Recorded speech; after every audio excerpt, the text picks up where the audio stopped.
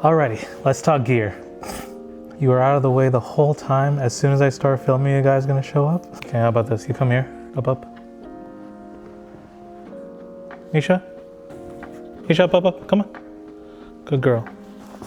Sit, down, good girl. Okay, dog settled. Let's talk gear. I used to be a very active filmmaker. All of a sudden, it kind of stopped. Part of it was creative burnout, but the other reason was how much I was wrangling my gear. I just felt that I spent more time thinking about equipment rather than the actual ideas that I wanted to create. I wanted to start creating more frequently, and one of the things I wanted to do was just condense all of my gear, just make it smaller. I want there to be as little friction between me having an idea and creating something and putting it out there. And that's where we've got this. All of my creative and filmmaking gear now fits inside this little bag. So this is the Peak Design Everyday Sling 3-liter. I've always been a big fan of Peak Design. In fact, I was one of the original backers of their Kickstarter campaign for the Everyday backpack. This has been my workhorse for 7-8 years at this point. Still going strong. I use it for everything from travel to creative stuff, but now I'm trying to just bring all this stuff to be smaller, right? So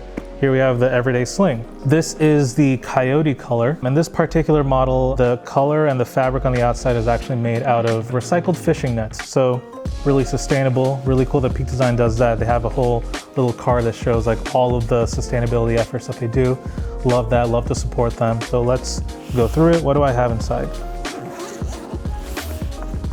First up, the GH5 replacement, the Panasonic Lumix S9. I wanted to stay with the Panasonic family. I love the GH5, I love the footage that it creates. It's still a fantastic camera and I intend to use it for more stationary things like this, where I have it set on a tripod. In fact, here's some examples of a shoot I did recently for my wife for her makeup event. It still shoots amazing video. It'll always be part of my general gear. But as far as my everyday quick carry kind of stuff, Lumix S9. I wanted a full frame camera that was also compact. There aren't so many options for that, but the Lumix S9 was one of them. One of the reasons that made me jump on it was this colorway. This is exclusive to Japan. This is this orange and silver. Even the 18-40 lens that came with it was also silver. So I just love the physical aesthetic of it, which is the least important thing, but it looks great. It matches the interior and exterior of my car, which I love too. I do have the small rig grip on it because without it, it is an ergonomic nightmare. I love how the GH5 feels in hand. It fits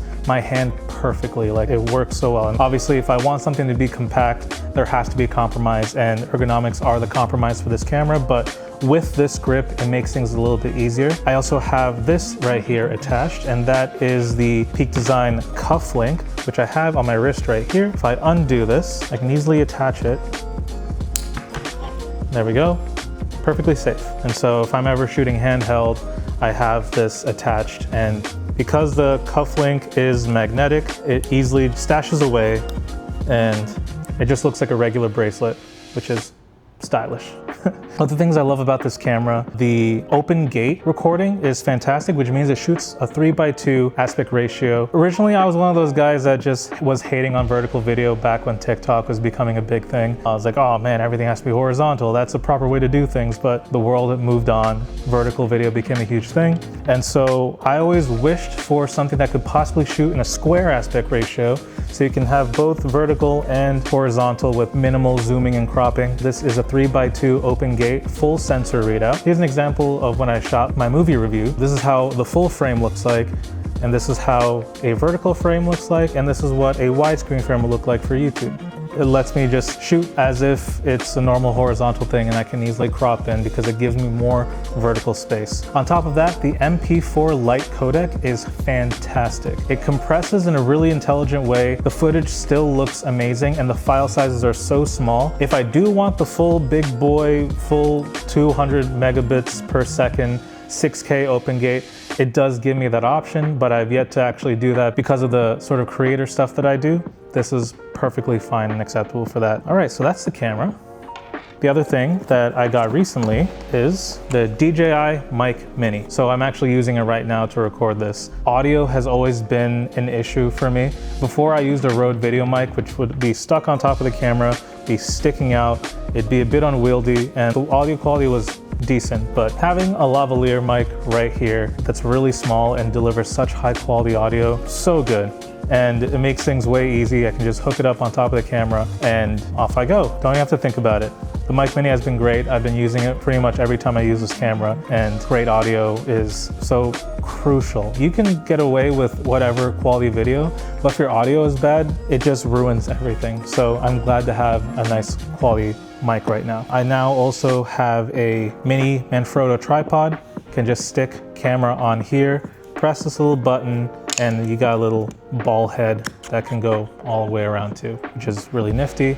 And then if it's ever at night, I need some extra light, I have this little light panel. Boom, little light, always good to have. Can do a little warm light, little mix, or daylight, which is great. Besides that, I also have a variable density filter. This is a K&F variable density filter. It comes in a super fancy case, but I want to keep this thing as clean as possible. So during daytime, this is essential. Basically sunglasses for your lens. So can have a nice open aperture in the bright daylight. Definitely useful to have this. And then other things in the bag, a couple extra batteries, and that is pretty much it. I can carry other things as well if I want. I can put my phone, my AirPods, all that stuff in there too. One other feature I forgot to mention about the camera are the real-time LUTs. Color grading is a whole art, and you can spend a lot of time in it. I'm not particularly the best. I usually like to find a LUT, apply it, and then do some tweaking after the fact. Now I can just apply the LUT directly onto this. The Lumix Lab app has a great selection of LUTs done by other creators. I use them all the time. A lot of my videos, I just apply a LUT, it burns directly into the footage, so then I can just toss it into my editor and just edit. You can get such good looking footage straight out of camera. So yeah, this is my total gear setup compared to what the previous version looked like to how compressed it looks like now. I have no excuses to go out and create things. So that's my gear. Let me know what you think. What other things do you think I could add to this? But as far as a minimal setup goes, I am really happy with this. So yeah. Thanks for watching.